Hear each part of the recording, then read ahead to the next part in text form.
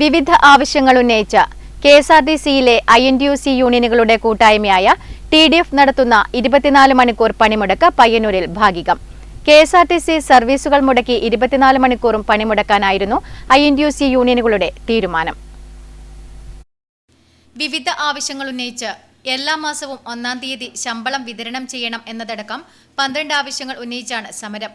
DA കുടിശ്ശിക പൂർണ്ണമായും അനുവദിക്കുക, ശമ്പള പരിഷ്കരണ കരാറിന്റെ സർക്കാർ ഉത്തരവിറക്കുക, ഡ്രൈവർമാരുടെ സ്പെഷ്യൽ അലവൻസ് കൃത്യമായി നൽകുക തുടങ്ങിയ വിവിധ ആവശ്യങ്ങളും സമരക്കാർ ഉയർത്തുന്നുണ്ട്. പണിമുടക്ക് ഒഴിവാക്കാൻ KSRTC MD പ്രമോദ് ശങ്കർ സംഘടനാ നേതാക്കളുമായി നടത്തിയ ചർച്ച പരാജയപ്പെട്ടതോടെയാണ് 24 മണിക്കൂർ സമരവുമായി മുന്നോട്ടു പോകാൻ തീരുമാനിച്ചത്. നമുക്കറിയാം, KSRTCയിൽ നിലവിലെ പ്രതിസന്ധികൾ മറികടക്കുന്നതിന് ആവശ്യമായിട്ടുള്ള എല്ലാ ഇടപെടലും LDF സർക്കാർ നടത്തി വരുന്നുണ്ട്. ശമ്പളം യഥാസമയം 1-ാം തീയതി തന്നെ വിതരണം ചെയ്യാൻ ആവശ്യമായിട്ടുള്ള നടപടിക്രമങ്ങൾ ഏതാണ്ട് പൂർത്തിയായി. പക്ഷേ ഈ ഉറപ്പുകളൊന്നും മുഖ്യമന്ത്രിയും അതുപോലെ തന്നെ ഗതാഗത മന്ത്രിയും നൽകുന്ന ഉറപ്പുകൾ വളരെ വലിയ താമസമില്ലാതെ പാലിക്കപ്പെടുമെന്ന സ്ഥിതി നിലവിലുണ്ട്.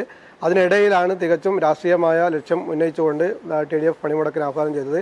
എന്തായാലും പണിമുടക്ക് ആഹ്വാനത്തെ തള്ളിക്കളഞ്ഞ മുഴുവൻ ജീവനക്കാരെയും അഭിനന്ദിക്കുകയാണ് ഈ അവസരത്തിൽ. KSRTC പയ്യന്നൂർ ഡിപ്പോയിലെ ഭൂരിഭാഗം സർവീസുകളും കൃത്യമായി നടന്നു. KSRTC സർവീസുകൾ മുടക്കി 24 മണിക്കൂറും പണിമുടക്കാനായിരുന്നു INTUC യൂണിയനുകളുടെ തീരുമാനം. സംസ്ഥാനത്തുടനീളം 24 മണിക്കൂർ സമരമാണ് കോൺഗ്രസ് അനുകൂല സംഘടനയായ TDF പ്രഖ്യാപിച്ചത്. എന്നാൽ രാവിലെ മുതൽ സർവീസുകൾ ഒന്നും തന്നെ മുടങ്ങിയില്ല. ജീവനക്കാരും കൃത്യസമയത്ത് ജോലിയിൽ പ്രവേശിച്ചു.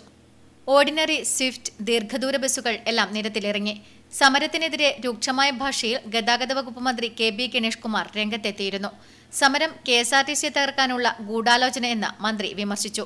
സമരം പൊതുജനങ്ങളെ ബാധിക്കാനിടയുണ്ട്. 50% ബസ്സുകൾ ഇന്ന് സർവീസ് നടത്തില്ലെന്നാണ് സമരക്കാരുടെ അവകാശവാദം. എന്നാൽ പണിമുടക്ക് പയ്യന്നൂരിൽ ഭാഗികമായിരുന്നു. Network news, Payyanur.